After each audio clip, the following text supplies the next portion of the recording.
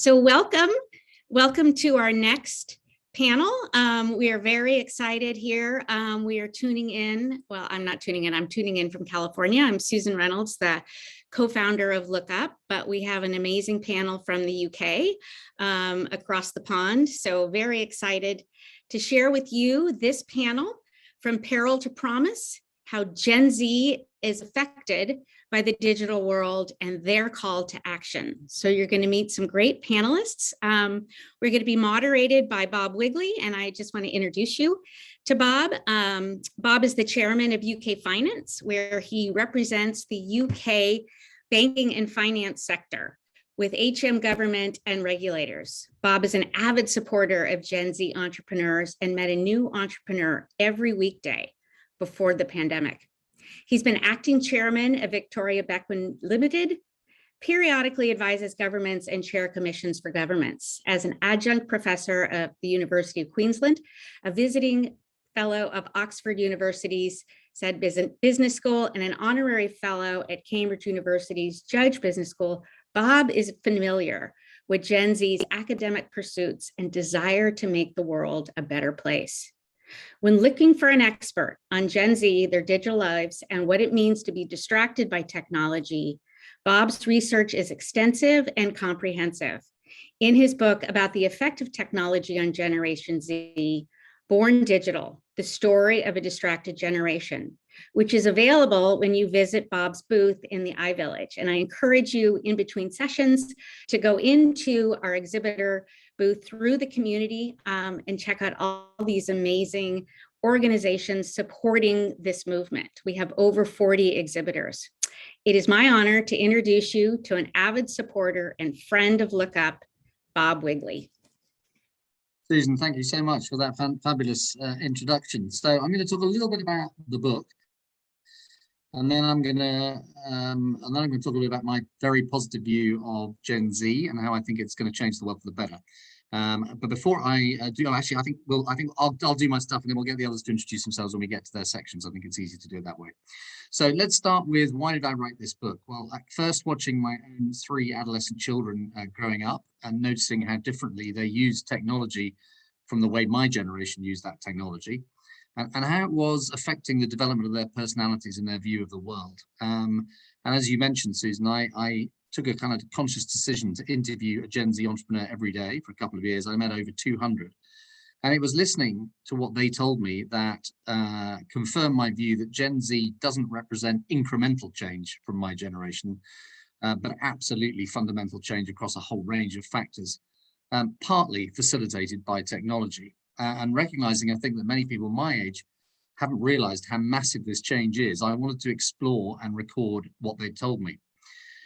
So what's the book about? It's about the fact that society's collective attention has been neurologically hijacked by a tsunami of tech devices and apps that pretty much dominate our attention, largely in the pursuit of the profit of a relatively small number of very large tech businesses, who, it seems to me, have at this point insufficient regard to the welfare of their customers, and also, in my view, need to find a better balance between making a profit and doing good for society.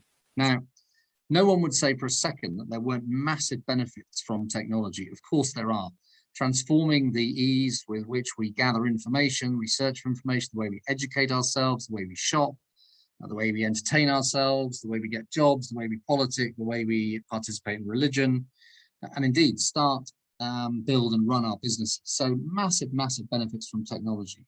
But in the same decade that these technologies have become ubiquitous in all those aspects of our lives, so adolescent well-being has declined. In fact, unhappiness, loneliness, sleep deficit, anxiety, depression, self-harm and suicide, collectively what I call the negative factors, have all risen for the Gen Z cohort very, very substantially. So, while I'm not suggesting for a second that technology is the sole cause, and indeed, nor does the academic evidence suggest that there is even a proven causal link between screen time per se and social media use in general and these negative factors, I have learned that all screen time is not equal. You know, if you spend a few hours a day of your 7 to 9 hours on screen, educating yourselves, you spend an hour searching for information, you spend an hour on social media, you spend an hour gaming, that's probably all fine. If you spend the 3 hours between 11 p.m. and 2 a.m. Shilling and scrolling on social media, and you spend 5 hours a day plus gaming, that's probably not good. So all screen time is not equal, and all users are not equal. We know just as some people are vulnerable to being bullied in school, in the offline world, so some people are more vulnerable online. It's that we have to have regard to. Now, what we do know is that children are getting their devices younger and younger, and they're spending more and more time on them. As one academic recently said, preschool children are taking to tablets like ducks to water. It's now the case that 30% of babies under 1 spend more than 90 minutes a day on a device. 64% of 1 to 2 year old children spend over 2 hours a day on a device, and 42% of under 8 year olds in the States have their own tablet. I think they're fairly scary statistics. Now, why is that a problem? It's a problem because early exposure, very early young childhood exposure to technology affects the development of the child's brain and the way they develop their personalities in this new online world, or as we say, cyber socialized. Compared to the way we did it, it's reducing the opportunity for children to bond with their parents and develop empathy with them and each other. So, and I think when you combine that with the sort of related success nuclear families, less religion, less marriage, a decline actually in communal eating, a really interesting one, systematically attacks, or at least interrupts, all the places where for our generation empathy was developed. And perhaps this decline in empathy, which is so commented on, starting with Obama and many others, is why society seems sometimes to be more polarized than in recent history. Now, is it just me that thinks this? Because who cares what I think, really? Many educators are very concerned about the effects of technology on children. A high proportion of actually of your generation said yourselves say you've had exposure to harmful content. Many acknowledge that you've been cyberbullied or worse.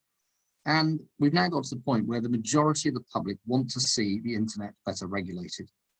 We saw a report at the end of last year from the US Senate Committee on Antitrust, which said that the antitrust system in the States had failed the public when it came to technology. We've seen the evidence recently from Facebook's own internal papers, so incredibly leaked and publicized in the media, which gives evidence that they know that some social media activity is harming the adolescent well-being, particularly of girls. So a few stats just to rattle off very quickly before we move on to the more positive section of what I want to say. So even pre-COVID, YouGov, which is a big survey organization in the UK, found that 3/4 of 16 to 24-year-olds believe their generation would be worse off in terms of happiness and mental health than preceding generations as a result of technology. Even pre-COVID, the Children's Society, which does an amazing annual survey of children's well-being, said that children are the unhappiest they've been for 25 years, partly due to excessive social media use. 48% of schools think the internet is bad for young people's mental health. Factually, teenagers who are heavy social media users, this is the point about all screen time not being equal, have a 27% higher risk of depression. And those that spend more than 5 hours a day, 5 hours a day on devices are 70% more likely to have suicide risk factors. Nearly 80% of you say that you've had a potentially harmful experience online in the last 12 months, and 55% of that is exposure to inappropriate content. So, a couple of quick other things. Sleep deprivation, a massive problem caused by people using their phones late at night. 61% of people report sleeping with their phone. 80% of people say they use it immediately before they go to sleep. Why is that a problem? Well, you're basically telling your brain to wake up. All the major significant illnesses in the world have a causal link to insufficient sleep. I could talk to you about the particular issues of gaming. I'm not going to focus on that. I could talk to you about the particular dangers of overexposure to porn. I'm not going to do that. The book I talk about some of the solutions. So things you could do yourselves to be more responsible about your use of the internet, be more aware of some of the dangers and regulate your activity, which of course many of you have learned to do yourselves through the harms you've suffered. Things that parents and educators could do to engage better with their children about what they're doing on the internet. Things the big techs could do if they wanted to. I don't see enough evidence that they are going to do that, but maybe some will. Things that the software platform designers could do to improve the way these platforms are designed, and then ultimately probably what governments need to do to regulate. All of that is in the book. If you're interested, it's there to read. I want to turn positive now and talk about my massive respect for your generation. I think one of the dangers of writing a book like this is you come across as the old fart who's basically moaning about the next generation not being as good as the previous one, and that isn't what I'm talking about at all. You are in fact the pioneers of an age of continual peer comparison that my age group didn't have to suffer. And we are bequeathing you, as a set of parents, I think, a pretty challenging environment. Whether it be a damaged planet, whether it be the overhang from the global financial crisis and austerity, whether it be the continuing global war on terror with the events we've seen recently in Afghanistan, or whether it be now the COVID debt that we've lumped onto our economies to pay for COVID. I mean, if I was your generation, I wouldn't be massively happy with us. I don't think we've done a great job in leaving you a massively positive environment. The good news is you are, as a result, as a generation, incredibly entrepreneurial. You are incredibly positive about addressing the problems of the planet. And you're very intent that our businesses should have a purpose that goes way beyond just making a profit and paying dividends to shareholders. And Harry, in his talk at the end, is going to talk about some of the work he does with brands which have this absolute focus on purpose, not simply on making money. So what is purpose? We say the purpose-driven era is one where the best corporate leaders in the world focus what they do through the lens of the purposeful and positive impact they aspire to have on the world through the success of their business. It's not about just about brand values. It's not just about what I call a launch and a logo and move on. It's about authentically pursuing a meaningful and enduring reason to exist that aligns with long-term financial performance, provides a clear context for daily decision-taking, and unifies and motivates all the stakeholders in a business, the investors, the employees, the suppliers, the customers, and communities. And your generation is 3 times more likely than previous generations to say, the purpose of business is to serve communities and society, and they simply will not tolerate purpose washing, and they won't buy the products of companies that don't have a purpose with which they identify. So I'm going to stop there. I think I've covered some of the risks around the internet, massive benefits, of course, but covered off some of the risks, particularly around adolescent well-being and what we need to do to think about controlling the internet more effectively. And I've ended, hopefully, on a positive note that I see your generation as making massive potential change to the planet and to society, and I'm very excited about participating in helping you, helping some of you at least, to achieve your ambitions in that way. So I'm going to hand over to Dylan now, who's going to first introduce himself, and he's then going to talk a little bit about some of the issues he's faced on social media. Then I'm going to hand over to Fabian, who will introduce himself and talk about some of the solutions which his organization is organizing in relation to digital detox and other things like that. And finally, will come Harry, who, as I say, is going to talk about his own concerns about Facebook when he was 7, and then about brands. So starting then with Dylan. Thank you very much, Bob, for handing me over. It's a really fascinating insight into your book. And having read the first 2 chapters, I can certainly recommend reading it to the audience if you haven't done so already. And it's a privilege to be with such esteemed speakers today who are doing so much for this topic, and particularly for our generation. And just to introduce myself briefly, I've just graduated from the University of Edinburgh in modern languages, and unfortunately the original speaker Hannah was unable to make it today, so I've come along, luckily for me, to be able to be here. And I thought, when considering what to talk about, I thought about, well, what makes this society different?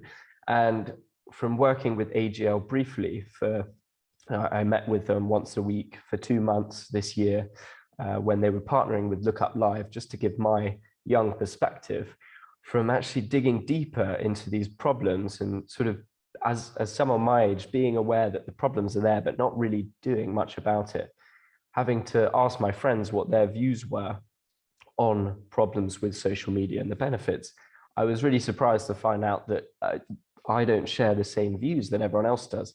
We all look at it in a very different way.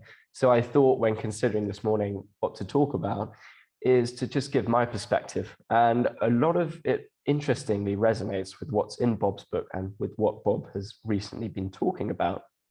Because I've got 2 younger brothers who are 6 years younger than me. And obviously they were born into a slightly different era in terms of touchscreens. And I know that might sound funny because I'm only 22 years old, but I've certainly noticed that there are differences in terms of how we utilize screens and digital technology. And I remember being 10 years old when I got my first iPod Touch, and I was absolutely fascinated by the fact that you could use a touchscreen to play games on. However, I think they were being born into 6 years on, they were more used to the fact that touchscreens were about. And my personal thought is I somewhat worry for the future. So I take a rather pessimistic view, as I've noticed more and more that technology really does control our lives. And I think taking more control from personal perspective, so not necessarily relying on what government is doing in terms of regulation, but also from an individual perspective, being able to control how we use technology, increasingly important. Because I've tried to look forward 10, 20 years to think, okay, when I hopefully have children, how are they going to be using technology? And my fear is that they're going to be in such a digitalized era that it's almost that it is essential that they know how to use this technology, which is definitely the case today. But I just hope that, as is increasingly becoming the case, particularly with the whistleblowing taking place with Frances Haugen, and films like The Social Dilemma, places like LookUp, AGL, and what Bob's doing, and my esteemed colleagues here today, I hope that we can come to some realization that this is a seriously systemic issue that we can overcome.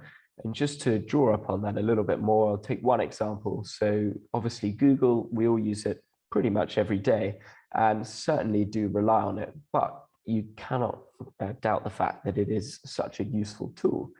However, I've seen some things, like you may or may not have heard of Generate, which is a platform. So it's a web browsing platform that uses Google as its search engine. But the key difference is that your data, which typically would be used by Google to create a stream of revenue, is actually coming back to you in the form of monetary rewards. And that's just one example of how our data, we are becoming more in control of our data. And that's something that as an individual, you can take a step forward towards. I know that people of my age as well have done things like social media cleansing. I certainly find myself sometimes literally out of habit clicking on Instagram. And I really wasn't aware of this till I watched The Social Dilemma. And I think and even myself trying to delete the app, it's been made harder and harder. Now it will come up and as recommended on my phone, and you can set a timer to limit the amount of use. But I've come to realize that it's really unnecessary to have a lot of these applications. And so sometimes, just to give my perspective, sometimes I do just crave having a Nokia brick, which sounds really bizarre in this day and age. I know that it's probably not feasible due to the fact that we really do rely on these phones, but just really to take a break from it. And I just hope that in the future, we would be able to do that while still being able to go about our daily lives. And that may be a far-fetched vision, but something I think to consider. And I'm very interested to hear what the others have to say on this as well, because they're certainly more accomplished in their fields on that front. So Great. Thank you, Dylan. Sorry, yeah. So there you go. Sorry, didn't mean to interrupt. That's brilliant. Thank you. Let's go then to Fabian, who I think is going to talk to us a little bit about what he does to deal with some of these issues, and then we'll come to Harry. So over to you, Dylan. Start with introducing yourself, maybe. Yes, of course. Thank you very much, Bob, and also Dylan, for kicking off this panel discussion. My name is Fabian. I'm 28 years old, and I'm calling today from Lisbon, Portugal. I'm not a surfer. This here is just a very good conversation starter. And yeah, what brings me here today is my passion for digital education that I've developed over the past 3 years in different roles. First as a very curious citizen, then at some point as a social entrepreneur, starting to teach digital education in Germany, and most recently as the co-founder of the Better Tech Network, which I would like to elaborate shortly. Before I really go into the solution side, what we work on at the Better Tech Network, I'd also like to take 2 minutes to introduce my personal story, just as Dylan has, because I definitely can build on something he said about taking control over our personal relationship with technology, which I consider is very important in the first place, or as a first step towards a solution. I also found myself a couple of years ago being hijacked by bigger tech companies, by social media platforms, because I was scrolling mindlessly through Facebook. I was on YouTube up until late at night.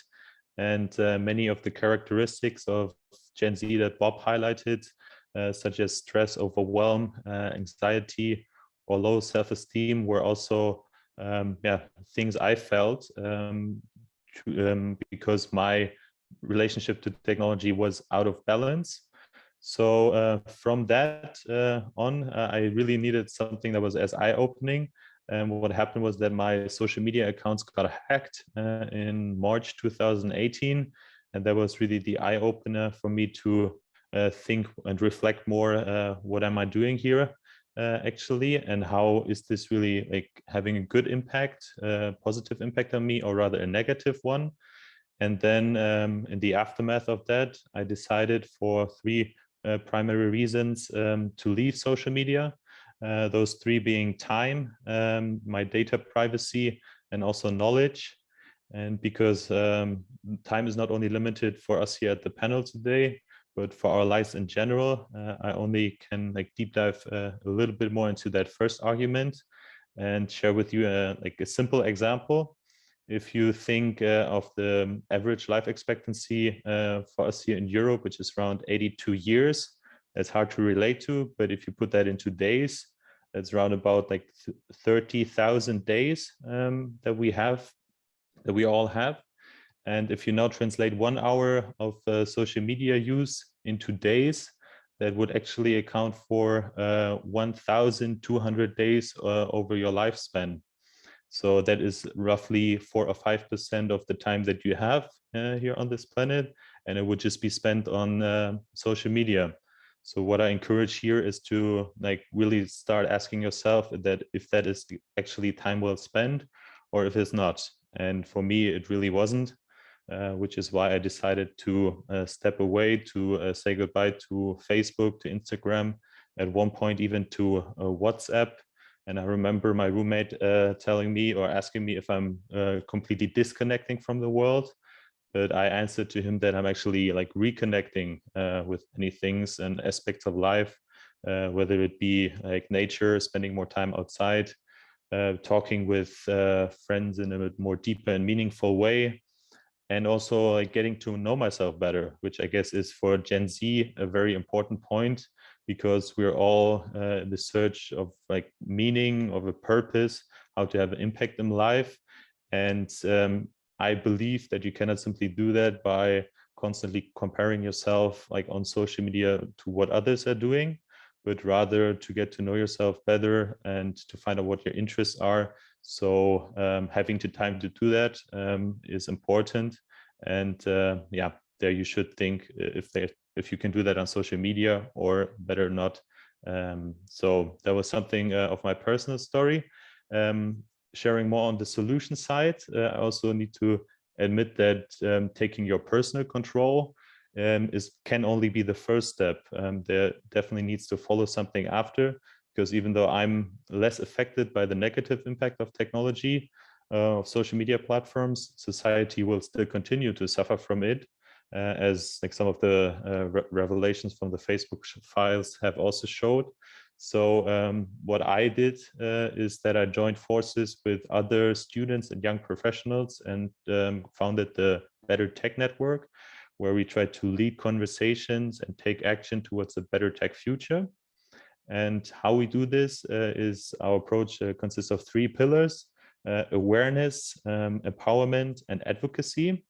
And the very first one, again, awareness, reflecting your own online behavior, trying to find out like what are your vices, your challenges with online behavior. That has got to be the first step, because only if you're aware of the problem, you can start to solve it. Second, we believe through empowerment, through education. So what we are trying to share and teach are like a set of digital life skills and competencies that help us to navigate the online world in a more like responsible, safe, and ethical way. And finally, advocacy, where we try to take action, spread the word, try to solve different aspects of the social media dilemma and inspire others. And so I hope that like today I can inspire you to take more proactive steps and rethinking your own relationship with technology, because only when you do that, like you have the ability to inspire others to do the same. And it's really not a good idea to wait until big tech or policymakers start to make regulations. It's really up to us to make a change for ourselves.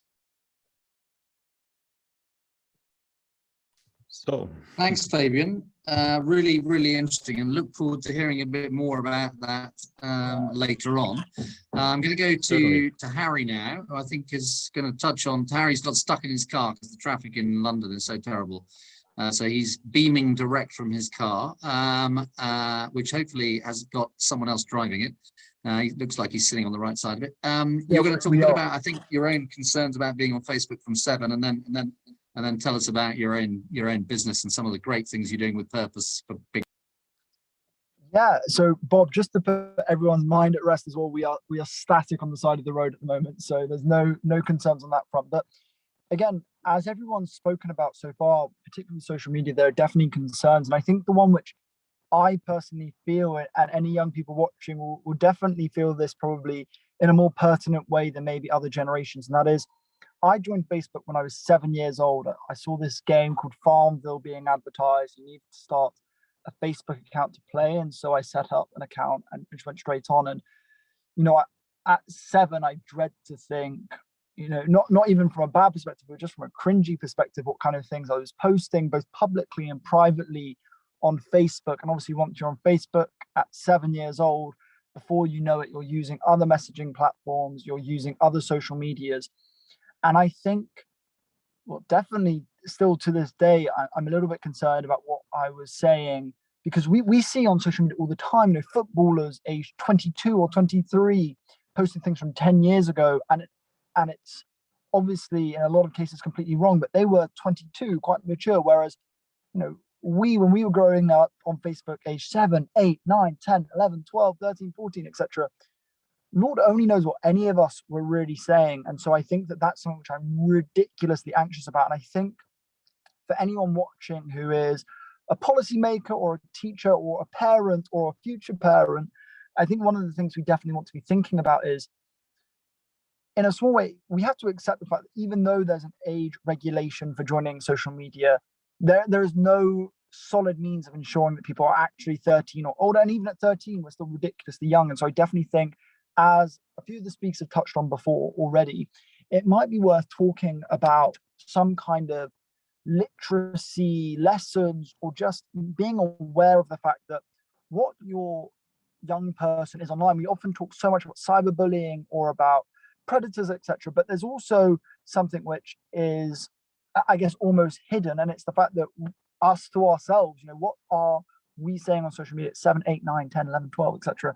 And so I definitely would just say, anyone watching now, we need to be thinking, and I'm not going to come here today with a solution, but let's just be thinking about what we can be saying to the young people of today and of tomorrow as well, because this problem is only going to be getting more and more pertinent. You know, as Dylan outlined in his opening speech, the fact that he had an iPod Touch at 10, and it was quite tricky to use Facebook on, the Sony Ericssons of the past, etc. So more and more young people are going to be having access to things like with the capabilities that original iPod Touch had at a ridiculously young age. But I definitely think one of the things that we can all get insanely caught up on is instantly saying the response is to delete social media, to throw your phone into the local river, and completely turning off. And I even saw a question came in about whether Gen Z is wounded or wiser. And I really believe that with something like social media, there is no black or white. It feels like a very gray area. Again, taking the question wounded or wiser, I think there are perfectly great arguments for both. And you could easily say that Gen Z, in a lot of cases, are a wiser, quote unquote, generation. And I think you could give plenty of examples of young people, as Bob mentioned, starting businesses, or the fact that young people are even shaping businesses. And at the end of the day, we're a massive consumer for a lot of companies. So we are helping to shape how companies are thinking. So to see luxury fashion groups like Kering, who control Gucci, Balenciaga, Alexander McQueen, Yves Saint Laurent, to see them going fur-free, and to be seeing brands like Veja, the footwear company that's completely sustainable, or Patagonia, or Allbirds, all rising to prominence and changing their stances when it comes to the materials they're using. I think we can attribute that in a rather significant way to our generation.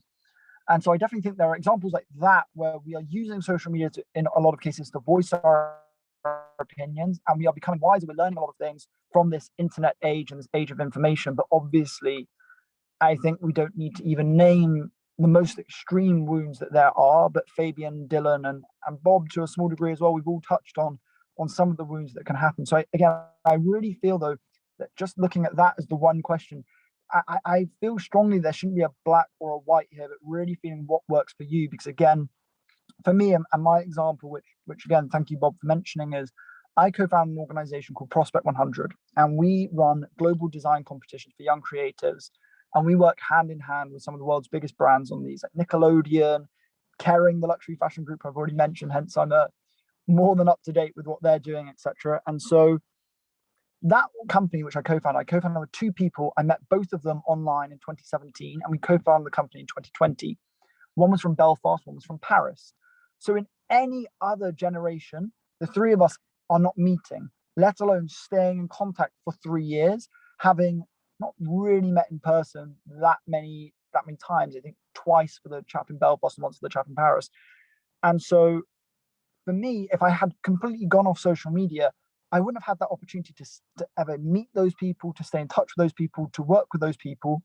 And now to be running my own company, which gives me a full-time salary that enables me to, work with some really cool people, and importantly, give amazing opportunities to young creatives on a global scale. And again, this is something that our grandparents were never able to do. If you were a musician when you were our grandparents' age, in order to derive an earning from your passion, you would have to go and busk on a street corner or send your demos to record labels. Whereas now we can upload music to Spotify or SoundCloud and promote that music through Facebook, Instagram, and Twitter. And I really personally see Instagram as becoming a sort of LinkedIn, to be quite honest. I feel like it's a living portfolio that people can go and look at for our lives in a professional way as well as a social way. And so I really think that when you're thinking about social media, make sure you do weigh up both the pros and the cons. And obviously it's very easy, particularly in this day and age, you just need to go onto Netflix to go and find some very damning reviews of social media and to find a lot of the negatives. But I think we also can't overlook some of the positives that is being given to us from social media. For example, YouTube is a social media, and YouTube has democratized education in a way that I don't think any other platform has ever done before, in the way that I can go on right now and learn piano just by typing in the beginner's piano tutorial. Previously, music was ridiculously expensive to learn. That's why the Royal College of Music has the most number of privately educated students of any university in the UK, something like 90% or 89%. And it just goes to show that in an industry like music, there was a massive class divide, whereas now with a platform like YouTube, we're seeing literally all of the top musicians in the world right now have their come up through YouTube. They learned from YouTube and they promoted themselves with YouTube. Justin Bieber, Ed Sheeran, Shawn Mendes, I believe Carly Rae Jepsen as well. Even The Weeknd came up through YouTube, Charlie Puth. So it's one of those things where I think it's a tricky one for me to say either way. That yeah, Gen Z's obviously wise or they're obviously wounded. There's a little bit of both. There's a bit of a give, and I think in the case of how you should use social media, I really believe again there is a give that needs to be made, and you need to again look into yourself, I guess, and see how positive you think social media is for you and how you use it in your life and how you'd like to use it. I guess I'd like to just end on one final note, and that for me really is when you're looking at whatever you're passionate about. We're now able to pursue it in a way that previous generations were never able to. Our grandparents never had the opportunity to speak to thousands of people at the click of a button. In order to speak to thousands of people, you would have to be a journalist for either a local or a rather big newspaper, whereas now we all have that opportunity to voice our opinions and to make our ideas come to life. And I would just really emphasize that to young people when thinking about social media. Maybe regulate how you're using it, and maybe regulate what platforms you're using. And again, I'm not the most articulate, and Bob, I think when we go to the discussion, we can hopefully all flesh this out. But I would really just say to young people thinking about this now, if you're concerned about your social media usage, weigh up the pros and the cons. It's very easy to just throw away your phone, or it's very easy to just say, I'm all in on social media. You have to think with all of these decisions, there isn't really a black and white, there's a gray middle ground. And I just urge you to find that gray middle ground that works for you.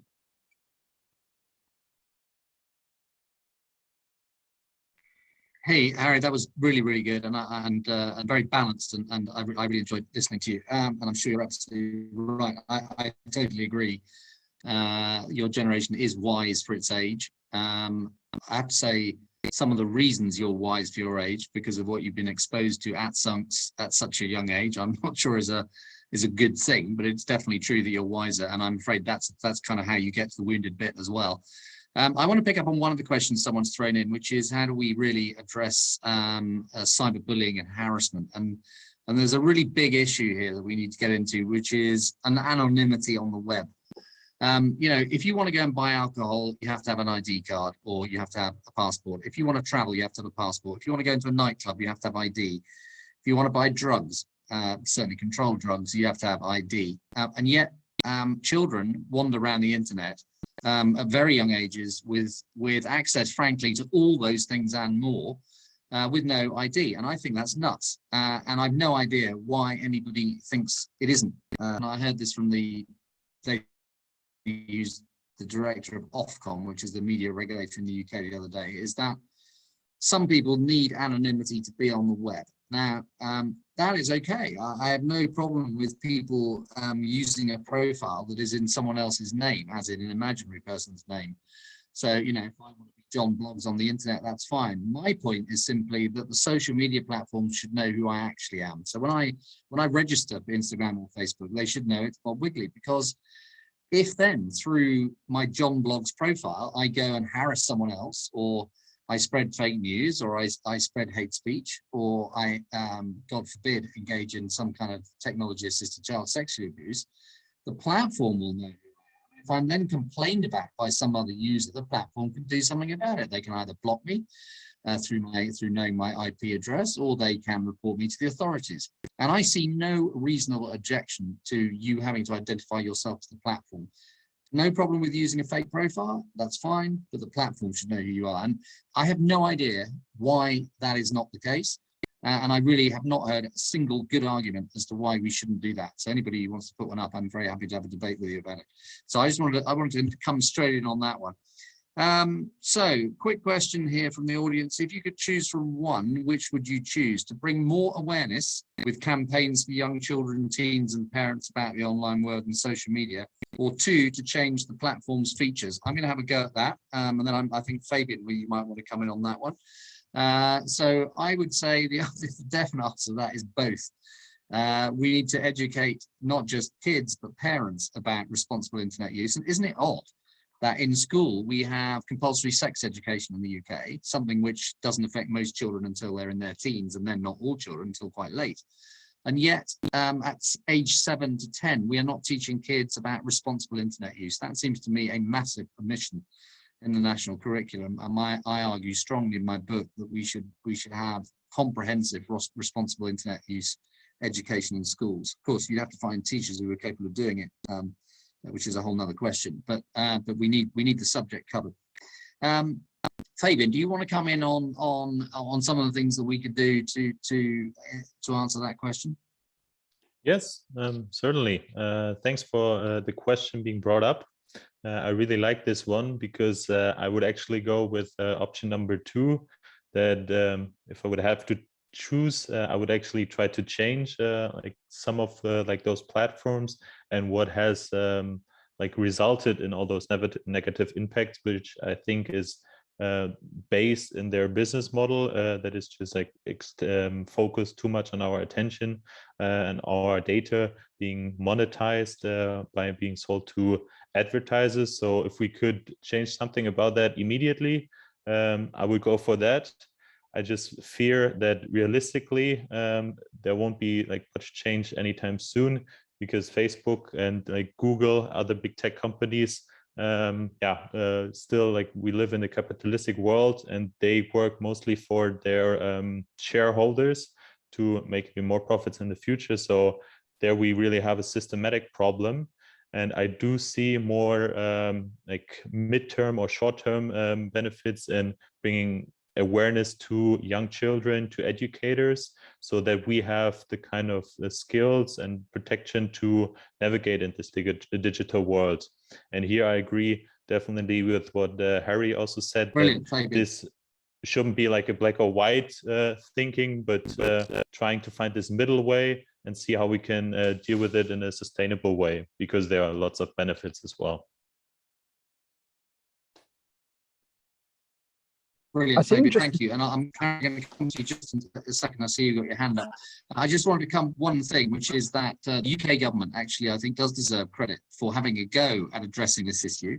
They are currently taking a bill through Parliament called the Online Safety Bill. It will, for the first time, impose a statutory duty of care on big tech platforms and social media platforms to have regard to the harms that their platform's content. Think about how they can mitigate those harms, which obviously would include changing the features of the platform. And once a year, Ofcom will review whether they think the breaking global regulation coming from the UK, and I do think the UK government deserves credit for it. Now, I just want to get to Harry, because I think, Harry, you had your hand up on. Yeah, I think one thing I would just really add is I'm a massive believer in sort of trial and error, and I really feel that I personally at least learn best by doing. And so in some ways I need to mess up in order to learn, I think. And I feel probably quite a few people are a bit like that. The unfortunate thing with our generation and generations after us is that those failings or those trials, let's say, aren't trials, they're actually a test, and we're going straight onto the internet posting as we're growing and learning, and those things are there to haunt us for life, or to even haunt us in the moment as we're being judged by those who are older than us or from different cultures to us, and maybe perceive what we're saying in a slightly different way than what we intended it to, let's say. And I really believe one of the potential amendments that companies could make, as Bob, you rightly said, I completely don't understand why you don't have to have a government ID linked to your account when you sign up. Maybe it's to do with the fact that 13-year-olds don't, I don't know, but I can't think of any feasible reason as to why a 13-year-old or anyone should have, like, everyone should have to have an ID linked to their account, which I completely agree with. But I think that what Facebook should then have an option of is noticing, okay, you're an individual who is between the ages of 7 or whatever it might be and 22. And so I think they should give you an option of every year you can go back and delete everything you posted or every message you sent instantly. Go, right, okay, we noticed that when you were 7, 8, 9, you made 500 posts and 7,000 messages. Here's all of them. Would you like to delete them all, or would you like to have them archived so you can look through them? And I think there are little things like that which platforms, I'd imagine, could quite easily bring in, that at least, again, I'm not going to the extreme cases. I'm just thinking about the level of anxiety, the things that bring a level of anxiety to probably every single member of our generation and generations to come. I think that this is one of the biggest ones. And I think it's something which could be rectified relatively easily through a small amendment such as this one. Brilliant. Brilliant. Thank you, Harry. Now, Dylan's got his hand up. You have to keep it very short, because I think we've literally got 1 minute to go. If Susan's on, she might just come and say if we've got any more time. But Okay, of course, I'll try and be very quick. And I think there's some very interesting points being made there. Firstly, I'd like to say, obviously, to open a betting account, that requires you to have an ID. And that's the reason being so because it's very dangerous in terms of what can go wrong. And I don't see, and I entirely agree, I don't see why we shouldn't have that for social media platforms. Secondly, I think the government initiative is good, but I personally don't think that fines will achieve anything particularly tangible, seeing as how much profit these companies make. And therefore, I don't think that we can rely on governments to be able to regulate these companies because they've been fined a multitude of times. And realistically, in the long run, I don't think it's achieved a whole host of things, but credit to the government that something's being done there. And thirdly, I would verge on the side of option one in terms of educating people to be more in control, which alludes to us taking control of what we do instead of having to rely on others, which Fabian certainly alluded to earlier. But it's certainly, for me, it's not one way or the other, and it's a very difficult line. But I'll put the mic down now, but that's my view.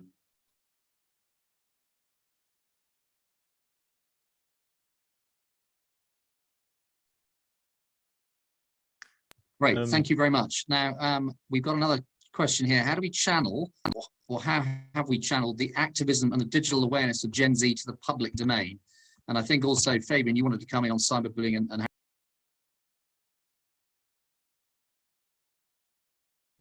well, you caught me off guard here. I just had another thought building upon what Dylan said, but I can definitely try to answer that question and how we can channel the activism and digital awareness of Gen Z.